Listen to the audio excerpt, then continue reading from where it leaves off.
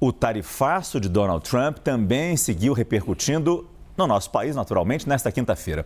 O presidente Lula diz que o governo vai tomar medidas para defender os trabalhadores e empresas nacionais. Já o ministro da Agricultura, Carlos Fávaro, diz que as tarifas podem ser uma oportunidade ao agronegócio brasileiro. A gente vai ao vivo agora até Brasília conversar com a repórter Carol Rosito, que detalha as últimas repercussões lá na capital federal. Carol, boa noite.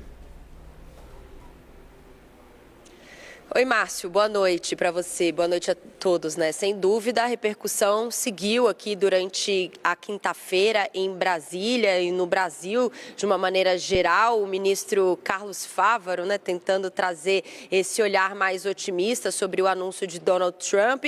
A jornalistas, antes de um evento hoje no Mato Grosso, chegou a dizer que as ações vão, claro, atrapalhar os mercados internacionais, mas, de certa maneira, o Brasil tem capacidade de usufruir dessa situação, que pode ser uma oportunidade para o agronegócio brasileiro, que, segundo o ministro, é muito competitivo. Já o presidente Lula, durante a sua primeira manifestação pública, também em um evento aqui em Brasília, disse que o governo vai trabalhar e tomar todas as medidas cabíveis para defender os empresários brasileiros. O presidente chegou a citar como referência a essas medidas o projeto da reciprocidade que foi aprovado ontem pela Câmara dos Deputados, né, uma proposta que uniu da esquerda à direita aqui dentro do Congresso Nacional, com essa intenção de aprovar de maneira célere essa proposta em resposta ao anúncio ao tarifaço global de Donald Trump.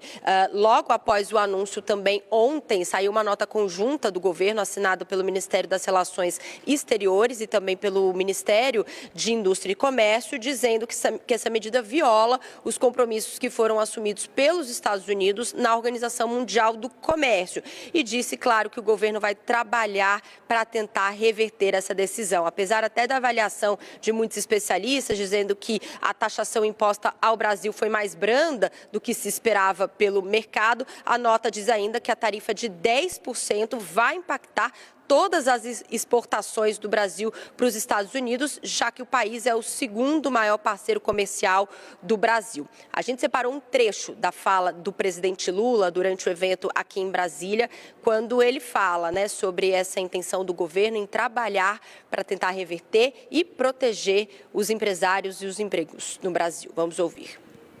Que não tolera ameaça à democracia, que não abre mão da sua soberania, que não bate continência para nenhuma outra bandeira que não seja a bandeira verde e amarela. Que fala de igual para igual e respeita todos os países, dos mais pobres ao mais rico, mas que exige reciprocidade no tratamento.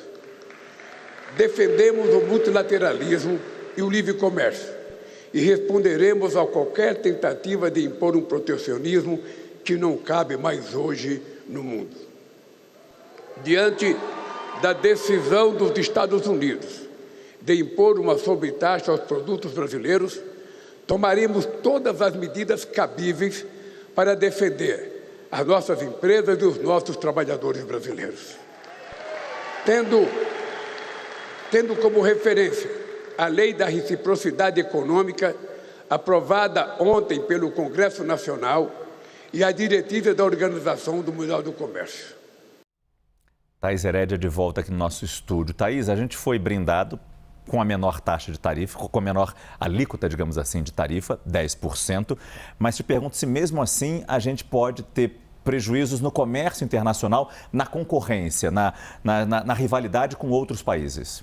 Márcio, a gente saiu ontem do alívio, né, para uma leitura mais realista do que está acontecendo. Eu acho que eu ouvi agora há pouco, né, de um representante do setor privado totalmente envolvido nesse debate, que a gente falando sobre a montagem desse quebra-cabeça que Donald Trump impôs ao mundo. E é um quebra-cabeça que muda o tempo inteiro de figura, portanto está muito difícil encaixar as peças. E o que vai ser, a figura do que vai ser o comércio internacional a partir de agora é absolutamente incerta. Então, o Brasil tem que ter muito cuidado para como ele vai movimentar suas próprias peças diante de uma imagem que ainda não se formou.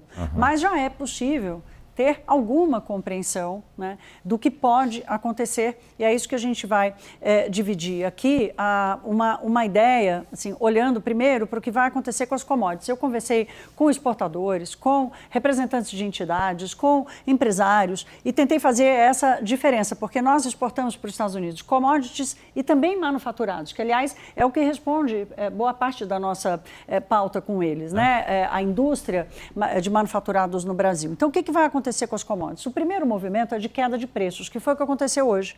Caiu o preço do petróleo, caiu o preço do minério de ferro. Então, isso pode impactar, de alguma forma, a balança comercial brasileira. Nós vamos ter uma super safra, essa safra ela vai ser exportada, né, de um jeito ou de outro, esse preço vai ser absorvido, mas a gente vai receber menos, o Brasil vai receber menos porque os preços vão estar menores. Né? Ainda assim, a visão de muitos é que, no caso das commodities, o Brasil tem um mercado já consolidado, vai haver, sim, algum impacto, mas ele deve ser pontual. Daqui a pouquinho o Daniel Hittner chega com alguns desses exemplos, o que mais está preocupando o setor do agronegócio brasileiro. Vai haver algum impacto, sim, mas ainda assim, do ponto de vista da competitividade e do alcance das commodities brasileiras, a maior perda pode vir, nesse primeiro momento, a leitura é de que virá pelo preço, não necessariamente pelo volume.